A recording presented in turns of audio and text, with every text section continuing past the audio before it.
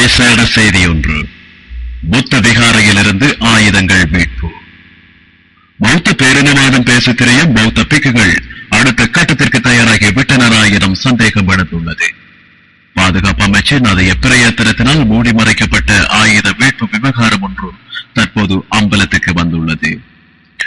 ரத்தனபுர பலமுறை பகுதியில் கிடைக்கப்பட்ட ரகசிய தகவல் ஒன்றின் அடிப்படையில் மேற்கொள்ளப்பட்ட போலீசாரின் தேடுதல் நடவடிக்கையினால் பெருமளவு ஆயுதங்கள் கைப்பற்றப்பட்டதுடன் 37 வயதுடைய சந்தேக நபர் ஒருவரும் கைது செய்யப்பட்டுள்ளதாக லங்காயே நியூஸ் வெளியிட்டுள்ளது.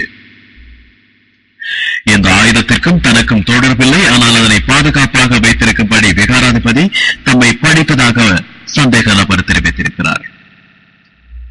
தீவிரவாத கொள்கையுடைய குறித்த விகாராதிபதிகளிடமிருந்து பழமை வாய்ந்த விகாரையை காப்பாற்றித் தரும்படி பிரதேசவாசிகள் கருத்து தெரிவித்திருக்கிறார்கள்.